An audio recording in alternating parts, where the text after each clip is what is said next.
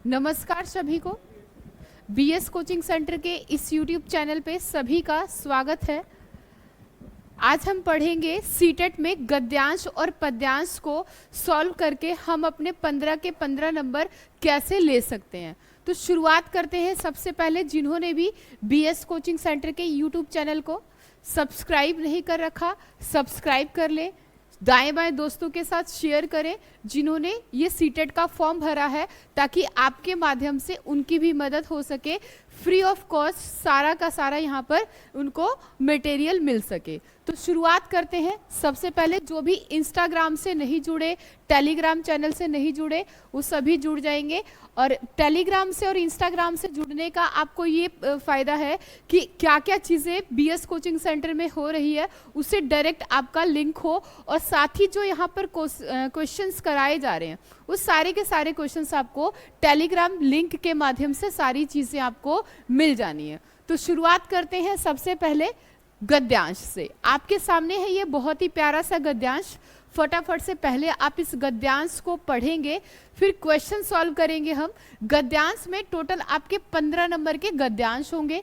अगर आपने सीटेट में लैंग्वेज 1 लिया है तो उसमें एक गद्यांश और एक काव्यांश होगा। चाहे आपने इंग्लिश ले रखी है तो एक पैसेज और एक पोएट्री होगी, ठीक है ना। और अगर आपने 2 लिया हुआ है तो उसमें दोनों ही गद्यांश होंगे। तो गद्यांश और पद्यांश में इसमें टोटल 15 नंबर के क्वेश्चन कैसे होते हैं आपके 8 नंबर का क्वेश्चन और एक 7 नंबर का क्वेश्चन। इस तरीके से टोटल आपके 15 डिवाइड होते हैं। तो शुरुआत करते हैं हम। सबसे पहले इस गद्यांश को आप पढ़ेंगे, फिर हम आएंगे क्वेश्चंस पे। फटाफट से आप इसको पढ़ लें। पहले क्या है, आजकल बड़े बड़े कारखानों, उद्योगशालाएं अपनी धुआं उगलती चिमनियों से वायुमंडल में प्राणघात जहरीली हवाएं प्रसारित कर रही हैं। इन उद्योगशालाओं और कारखानों में प्रयुक्त होने वाला पानी अनेक प्रकार के जहरीले रसायनों से युक्त अवशेष के रूप में नदियों में बेहिचक उड़ेला जा रहा है, जो नदियों के प्राकृतिक जल को अपव्यय बना रहा है।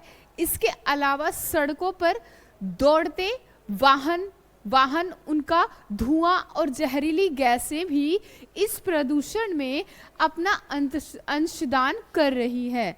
इस चौतरफा आक्रमण से मानव सभ्यता का बच पाना एक कठिन कार्य लग रहा है, क्योंकि प्राणवायु के अभाव में जीवन के संभव रहने की कल्पना भी नहीं की जा सकती। तो उम्मीद करते हैं इस गद्यांश को आपने पढ़ लिया होगा। गद्यांश पढ़ने के साथ साथ अब आते हैं हम इसके क्वेश्चन पे। क्या है क्वेश्चन, क्या है,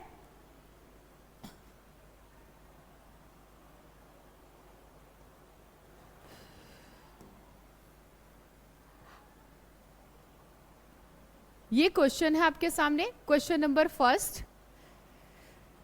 क्वेश्चन क्या कहता है, वायुमंडल में प्राणों को संकट में डालने वाली विषैली हवाएं कौन फैला रहा है। फटाफट से बताएंगे कि इस गद्यांश में कौन सा ऑप्शन है जिसके माध्यम से वायुमंडल में प्राणघातों को संकट देने वाली विषैली हवाएं कौन फैला रहा है, ये आपको बताना है। इसके लिए ऑप्शन ए है कारखानों की चिमनियां, ऑप्शन बी कारखानों की नालियां, ऑप्शन सी है बड़े बड़े कल कारखाने, और ऑप्शन डी है प्यारे बच्चों कारखाने और प्रयोगशालाएं। तो इसमें हम आते हैं दोबारा से। क्या है भाई, आजकल बड़े बड़े कारखानों, उद्योगशालाएं और अपनी धुआं उगलती चिमनियां, है ना। तो ये क्या है, कारखानों की जो चिमनियां हैं ये क्या कर रही हैं, वायुमंडल में प्राणघात विषैली हवाएं फैला रही है। तो हमें जो जवाब देने होते हैं गद्यांश से, जो गद्यांश दिया होता है उसी में से जवाब देने होते हैं। और जो आपके जो व्याकरण के क्वेश्चन होते हैं वो अलग से होते हैं, वो व्याकरण के अनुसार जवाब देना होता है। तो इसमें जो हमारी बात हो रही है किस चीज़ की हो रही है, कारखानों की चिमनियों की बात हो रही है, इसलिए यहाँ पर जो आएगा ये ऑप्शन ए आएगा। समझ गए। चलो जी आगे चलते हैं हम अपने नेक्स्ट क्वेश्चन की तरफ। नेक्स्ट क्वेश्चन क्या है, गद्यांश के आधार पर नदियों के जल को प्रदूषित कर रहा है क्या कारखानों से निकलने वाली जहरीली वायु, या फिर कारखानों से निकलने वाला धुआं? ऑप्शन बी है, ऑप्शन सी है घरों से निकलने वाले अपशिष्ट पदार्थ, और ऑप्शन नंबर डी कहता है कारखानों से निकलने वाला रसायन युक्त पानी। क्या होगा? पढ़ लिया, इसमें ढूंढ लिया कौन से लाइन में है? ऑप्शन सेकंड में, ऑप्शन नंबर ए, कारखानों से निकलने वाली जो जहरीली वायु है और जो चिमनियां है, ये क्या कर रही है? हमें प्रदूषित करने का काम कर रही है। क्लियर है? कोई प्रॉब्लम? चलो जी, आगे चलते हैं हम अपने नेक्स्ट क्वेश्चन पे। Question number 3। क्वेश्चन नंबर 3 क्या कहता है? इसमें से कौन सा वायु प्रदूषण का कारक नहीं है? ऑप्शन ए वाहन, ऑप्शन बी उद्योग, ऑप्शन सी कारखाने, और ऑप्शन डी है विद्यालय। आपको बताना है कौन सा वायु प्रदूषण का कारक नहीं है। नहीं पूछा जा रहा है, नहीं वाले शब्द पे फोकस करेंगे। क्या आएगा यहाँ पे? जो विद्यालय है वो अलग है, इससे किसी तरीके का कोई प्रदूषण नहीं फैलता, इसलिए ऑप्शन डी जो है इसका राइट आंसर होगा। आगे चलते हैं हम अपने नेक्स्ट क्वेश्चन की तरफ। इसमें किसी तरीके का कोई डाउट तो नहीं है? समझ आ रहा है? चलो जी, आगे चलते हैं। हमारा नेक्स्ट जो क्वेश्चन है, क्वेश्चन नंबर 4, बहुत ही प्यारा सा क्वेश्चन है। क्या है? प्राणवायु के अभाव में जीवन के संभव रहने की कल्पना भी नहीं की जा सकती। वाक्य में रेखांकित पद के स्थान पर प्रयुक्त किया जा सकता है। इस अभाव की जगह हम 4 में से कौन सा ऑप्शन है जिसको हम यहाँ पर प्रयुक्त कर सकते हैं, वहाँ पे ऐड कर सकते हैं? ऑप्शन ए अभावपूर्ण, ऑप्शन बी अनुपस्थित, ऑप्शन सी है अतिशयता, और ऑप्शन डी है अभावग्रस्त। फटाफट से बताएं क्या आएगा यहाँ पर? ए नहीं आएगा, ऑप्शन बी आएगा, अभाव यानी कि अनुपस्थित। ठीक है ना? अभाव होना यानी कि वहां पर है नहीं वो चीज, इसलिए क्या है? अनुपस्थित। तो इसीलिए ऑप्शन नंबर बी जो है यहाँ पे राइट आंसर है। आगे चलते हैं हम नेक्स्ट क्वेश्चन की तरफ। तो ये है आपका क्वेश्चन नंबर 5। क्वेश्चन नंबर 5 क्या कहता है? गद्यांश के आधार पर चौतरफा आक्रमण से मानव सभ्यता का बचाव असंभव है। वाक्य से तात्पर्य है। क्या तात्पर्य है? ऑप्शन ए शत्रुओं द्वारा किए जा रहे आक्रमणों से मानव का अस्तित्व संकट में है। ऑप्शन बी कहता है प्यारे बच्चों, वायुमंडल के प्रदूषित होने से मानव का अस्तित्व संकट में है। ऑप्शन सी पड़ोसी देशों द्वारा किए जा रहे आक्रमणों से मानव सभ्यता संकट में है। ऑप्शन डी अनेक रोगों के कारण मानव सभ्यता पर संकट छाया हुआ है। फटाफट से बताएं कि इस क्वेश्चन का आंसर क्या होगा, कौन सा ऑप्शन होगा? फटाफट से बताओ क्या है? Option number B. क्या है? वायुमंडल में हम क्या पढ़ रहे हैं कि प्रदूषित हवाएं, प्रदूषित खान पान, प्रदूषित वातावरण, ये सारी चीजें हमें क्या कर रही हैं? अफेक्ट कर रही हैं, प्रभावित कर रही है। इसलिए यहां पर जो होगा ऑप्शन नंबर बी होगा। क्लियर है? चलो जी, आगे चलते हैं हम अपने नेक्स्ट क्वेश्चन की तरफ। बड़े बड़े शब्द युग्म है। ये जो बड़े बड़े शब्द हैं वो किस तरीके के शब्द हैं? ऑप्शन ए पुनरुक्त शब्द, ऑप्शन बी विलोम शब्द, ऑप्शन सी है पर्यायवाची शब्द, और ऑप्शन डी है सार्थक निरर्थक शब्द। कौन सा शब्द है बड़े बड़े शब्द? क्या होगा? ऑप्शन नंबर ए पुनरुक्त शब्द है, यानी कि एक जैसे शब्द हैं। ठीक है ना? पुनरुक्त शब्द है, या फिर इसको अभिवृत्ति वाले शब्द भी कहते हैं, या एक जैसे शब्द भी बोलते हैं ना, कि बड़े बड़े एक जैसे शब्द हैं। तो इसलिए ये क्या होगा, ऑप्शन नंबर ए होगा। बहुत ही बढ़िया, शानदार। अब चलते हैं हम अपने नेक्स्ट क्वेश्चन की तरफ। नेक्स्ट क्वेश्चन है चौतरफा में समास का भेद। चौतरफा में हमने कौन से समास का इस्तेमाल किया है वो आप बताएंगे। ऑप्शन ए द्वंद्व समास, ऑप्शन बी द्विगु समास, ऑप्शन सी तत्पुरुष समास, और ऑप्शन डी है बहुव्रीहि समास। कौन सा समास होगा, फटाफट से आप बताएं।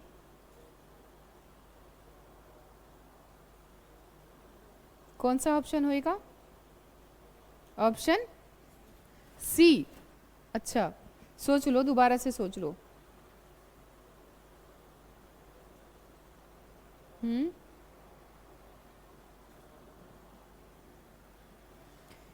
द्विगु समास है। द्विगु समास में संख्यावाची शब्द होते हैं और प्रथम और दूसरे दोनों शब्दों की प्रधानता होती है, तो इसलिए क्या है, ये द्विगु समास है।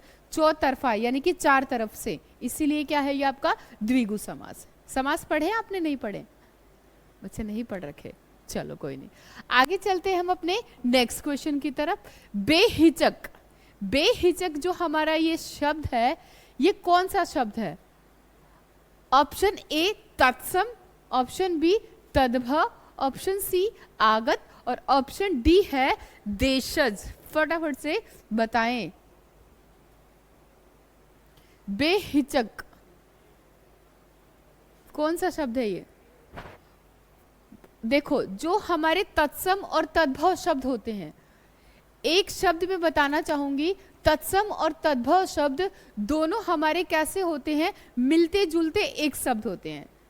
तत्सम जो शब्द होते हैं वो होते हैं संस्कृत के शब्द, और तद्भव जो होते हैं वो हिंदी के शब्द होते हैं।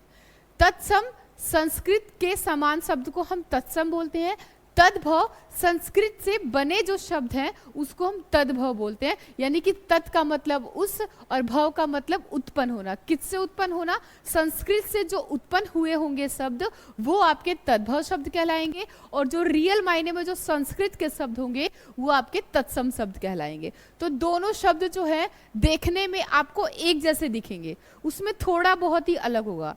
जैसे कि ग्रह, ग्रह को संस्कृत में हम घर बोलते हैं, हिंदी में घर बोलते हैं, और संस्कृत में हम क्या बोलते हैं? ग्रह बोलते हैं, है ना।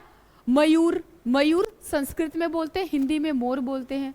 क्षेत्र, क्षेत्र खेत्र, खेत बोलते हैं हिंदी में, और क्षेत्र बोलते हैं संस्कृत में। तो वो ऐसे शब्द होंगे जो क्या होंगे, देखने में लगभग सेम होंगे और मतलब एक ही होगा। और जो आगत शब्द होते हैं हमारे, वो होते हैं दूसरी भाषाओं से आए हुए शब्द। संस्कृत के शब्द हो सकते हैं आपके, सॉरी उर्दू के हो सकते हैं, अंग्रेजी के हो सकते हैं, चाइना के हो सकते हैं, या किसी भी उर्दू फारसी के शब्द हो सकते हैं। और देशज शब्द जो हमारे देश में जिन शब्दों का इस्तेमाल होता है उसको हम देशज शब्द बोलते हैं। तो ये जो बेहिचक शब्द है ये आपका आगत शब्द है। आगत का मतलब दूसरी भाषाओं से आए हुए शब्द है, इसको हम आगत शब्द बोलते हैं।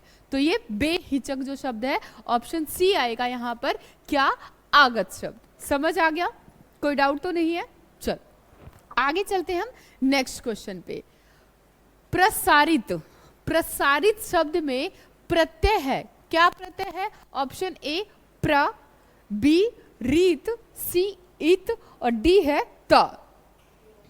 Option A.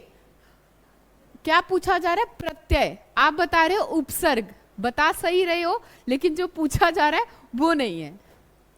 अब यहां पे भी मैं बता दूं, जो हमारा प्रत्यय होता है वो किसी शब्द के मूल शब्द के पीछे लगा होता है। ऑप्शन नंबर सी आएगा। हम जल्दबाजी में क्या होता है, जो आंसर आ रहे होते हैं उसको भी गलत कर देते हैं। अभी आप जल्दबाजी में गलत कर देते हैं इसको। तो इसमें हम क्या करेंगे, जो मूल शब्द के आगे लगा होगा वो उपसर्ग कहलाएगा, और मूल शब्द के पीछे जो शब्द लगा होगा वो आपका प्रत्यय कहलाएगा। तो प्रसारित में जो हमारा क्या है, इत शब्द है, इसलिए ऑप्शन नंबर सी आएगा। क्लियर है? चलो बहुत बढ़िया, आगे चलते हैं हम नेक्स्ट क्वेश्चन की तरफ। अब इसके लिए आपके सामने है एक बहुत ही प्यारा सा काव्यांश या काव्य बोल सकते हैं, इसको आप पढ़ें, फिर हम आएंगे क्वेश्चन की तरफ। फटाफट से पढ़ो इसको। और जो भी बीएस कोचिंग सेंटर को देख रहे हैं चैनल पे, यूट्यूब पे, सभी के सब चैनल को सब्सक्राइब कर लेंगे और एग्जाम ओरिएंटेड ऑथेंटिक चीज़ें मिलेंगी आपको, क्वालिटी चीज़ें मिलेंगी जो आपके एग्जाम से बिल्कुल रिलेट करके प्रीवियस ईयर के क्वेश्चंस कराए जा रहे हैं, जो अभी आप एग्जाम देंगे उसमें आपके बकायदा काम आने वाले हैं। और साथ ही साथ जो यहाँ पर आपको क्वेश्चन कराए जा रहे हैं, ये सारी की सारी चीज़ें आपको टेलीग्राम के माध्यम से मिल जाएंगी, ताकि आप इसको दोबारा से करके भी देख सकते हैं अपने पर्सनल लेवल पे। और किसी का भी कोई भी डाउट है तो ये हमारा नंबर है, इस नंबर पे आप व्हाट्सअप कर सकते हैं, मैसेज करके आप अपने डाउट्स बता सकते हैं, डायरेक्ट हमसे कनेक्ट हो सकते हैं, ठीक है ना। तो आप सभी के लिए मेरी शुभकामनाएं, आप सभी के साथ हैं। आपका जो एग्ज़ाम होने वाला है 14-15 दिसंबर को, तो इतना टाइम नहीं है आपके पास कि आप बैठकर थ्योरी पढ़ो, डायरेक्ट क्वेश्चन करो और क्वेश्चन करके 150 में से कम अभी भी आप टारगेट रखो कि 110 प्लस आपके नंबर आए, ताकि आपका जब सीटेट क्वालिफाई हो तो एक अच्छा खासा लेवल हो चुका हो आगे आपकी अदर वैकेंसी के लिए। ठीक है जी, चलो पढ़ लिया आपने, शुरुआत करते हैं। आज मैं भी एक बार रीड करती हूँ आपके साथ। कोई व्यक्ति विशेष नहीं तेरा अपना है, जो यह समझे हाय देखता वह सपना है, तुझको सारे जीवन एक से ही प्यार है, कर्मों के फल मात्र यहाँ न्यारे न्यारे हैं, हे मातृभूमि तेरे निकट सबका संबंध है, जो भेद मानता है वह ओहो लोचन युक्त भी अंध है। यह है क्या आपका काव्यांश। काव्यांश पढ़ लिया आपने। देखो यहाँ पर जो जो सब्जेक्ट है, सब्जेक्ट के साथ वैरायटी ऑफ टीचर मिलेंगे। ऐसा नहीं है कि एक ही टीचर आपको सारे के सारे सब्जेक्ट्स पढ़ाए जा रहा है। जो सबसे ज़्यादा जिन चीज़ों को, सारी चीज़ों को इस तरीके से मैनेज कर रखा है, जो जिस सब्जेक्ट्स में एक्सपर्ट है उसमें ही आपके साथ आपके जहाँ तक आपका जाने का रास्ता है वहाँ तक आपको आपके मंजिल तक पहुँचाने का काम करेंगे, यानी कि सीटेट क्वालिफाई काम करने का काम करेंगे। क्या पूछा जा रहा है, अब हम आते हैं अपने क्वेश्चन की तरफ।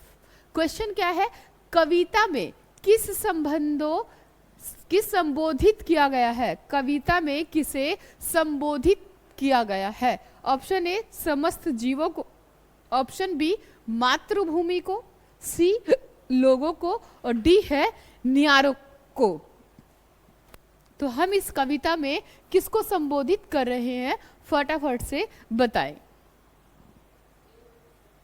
ऑप्शन नंबर हे मातृभूमि, ऑप्शन नंबर बी है ना, हम मातृभूमि को संबोधित करके हम अपनी चीजें बता रहे हैं, है ना। तो यहां पर जो आएगा ऑप्शन नंबर बी आएगा। क्लियर है। चलो आगे चलते हैं हम अपने नेक्स्ट क्वेश्चन की तरफ। तो आगे है आपके क्वेश्चन नंबर 11। क्वेश्चन नंबर 11 क्या कहता है, आप भी साथ साथ इस क्वेश्चन का आंसर दें। और स्पीड ज्यादा लग रही हो तो चलो स्पीड को थोड़ा सा स्लो कर लेते हैं। कविता में किस नासमझी पर दुख व्यक्त किया गया है। क्वेश्चन है, कविता ने किस नासमझी पर दुख व्यक्त किया गया है। ऑप्शन ए है मातृभूमि द्वारा लोगों में भेद करने को मानना। ऑप्शन बी मातृभूमि द्वारा लोगों में भेद करने को। ऑप्शन सी मातृभूमि द्वारा सभी से नजदीक रिश्ता बनाने को। ऑप्शन डी मातृभूमि द्वारा अलग अलग फल लेना। फटाफट से बताएं इस क्वेश्चन का आंसर। हाँ जी प्यारे बच्चों,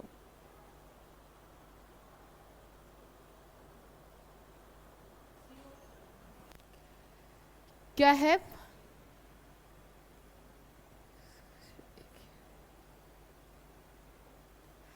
मातृभूमि द्वारा लोगों में भेद करने को माना है। क्या है, देखो, जो यह समझे हाय देखता वह सपना, तुझको सारे जीव एक ही प्यारे हैं, कर्मों के फल मात्र यहाँ न्यारे न्यारे हैं, यानी कि अलग अलग है। तो मातृभूमि द्वारा लोगों में जो भेद है, अलग अलग जो चीजें हैं उसको मानते हैं, इसलिए यहां पर जो आएगा वो आएगा ऑप्शन नंबर ए आपका बिल्कुल राइट आंसर है। क्लियर है? चलो जी आगे चलते हैं हम नेक्स्ट क्वेश्चन की तरफ। नेक्स्ट क्वेश्चन है आपका, मातृभूमि की किस विशेषता की ओर संकेत किया गया है? मातृभूमि की किस विशेषता की ओर संकेत किया गया है? फटाफट से बताएं इस क्वेश्चन का आंसर। ऑप्शन ए है सभी को अपनाना अपना ना मानना। ऑप्शन बी सभी को समान फल देना। ऑप्शन सी सभी पर समान उपकार करना। और ऑप्शन डी है सारे जीवों को स्वप्न दिखाना। फटाफट से बताएं क्या आएगा यहां पर?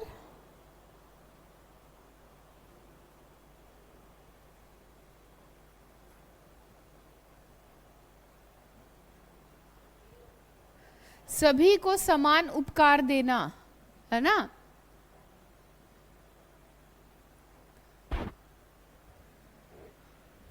सभी को एक ही समान, एक ही जैसा प्यारा लगना, सभी को समान क्या देना?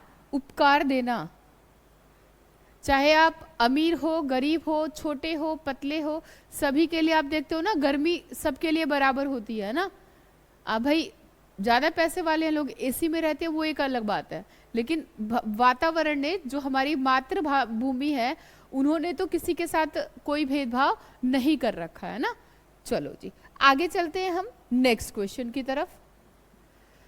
फटाफट से आप सभी इस बीएस कोचिंग सेंटर के यूट्यूब चैनल को लाइक कर देंगे जो भी क्लास को देख रहे हैं, और इस क्वेश्चन का आंसर बताएंगे। फटाफट से बताएं, कोई डाउट तो नहीं है? जो भी आप कर रहे हो, किसी को भी किसी तरीके की कोई समस्या तो नहीं है? चलो जी क्वेश्चन की तरफ आते हैं। क्वेश्चन क्या है? क्वेश्चन है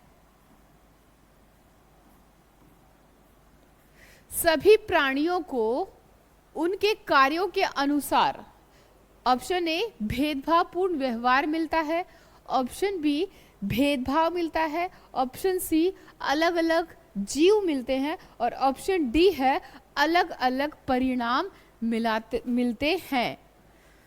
क्लास को लाइक कर दिया आप लोगों ने? लाइक कर दें और इस क्वेश्चन का आंसर बताएं फटाफट से। क्या होगा इस क्वेश्चन का आंसर? सभी प्राणियों को उनके कार्यों के अनुसार, यानी जो टीचर है ना, जो शिक्षक है, या फिर जो भी उनका पेशा है, कोई व्यापार करता है, कुछ करता है, तो सभी के जितने अपने काम है, काम के अनुसार ही सबको परिणाम मिलते हैं ना, इसलिए ऑप्शन नंबर डी आएगा। समझ गए? कोई डाउट किसी तरीके का? चलो आगे चलते हैं। Question number 14। क्लास को लाइक कर देंगे, सब्सक्राइब करेंगे, शेयर करेंगे अपने दोस्तों के साथ, ताकि आपके दोस्तों का भी भला हो, आपका भी भला हो, और सीटेट क्वालिफाई करके आप हमसे जरूर मिलने आए, हमारे जहाँ से हम दिल्ली में हमारा ये कोचिंग सेंटर है, ठीक है ना, ताकि आप ऑफलाइन भी जुड़े और हमारे साथ अपने एग्जाम ओरिएंटेड चीज़ों को, जो क्वालिटी चीज़ें हैं, वो आपको सारी चीज़ें मिल पाए। क्वेश्चन क्या है? लोचन युक्त से तात्पर्य है। लोचन युक्त से तात्पर्य है, क्या तात्पर्य है भाई? ऑप्शन ए जो लालच करते हैं, ऑप्शन बी जो देख रहे हैं, ऑप्शन सी जो साहसी है, और ऑप्शन डी है जो शक्तिशाली है। क्या आएगा इस क्वेश्चन का आंसर? लोचन का मतलब होता है भाई आंख। सबसे पहले आपको ये बता दें, ठीक है? अब आप खुद समझ जाओ।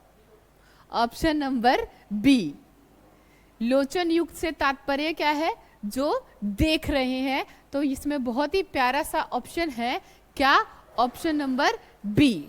समझ गए आप सभी? किसी को किसी तरीके का कोई डाउट, यहां तक कोई दिक्कत, कोई परेशानी? चलो जी आगे चलते हैं हम नेक्स्ट क्वेश्चन की तरफ। Question number 15, question number 15 question क्या कहता है? विशेषण शब्द नहीं है, आप बताएं कि इसमें से ऐसा कौन सा शब्द है जो विशेषण नहीं है। ऑप्शन ए प्यारे, बी सम, सी न्यारे और डी है संबंध।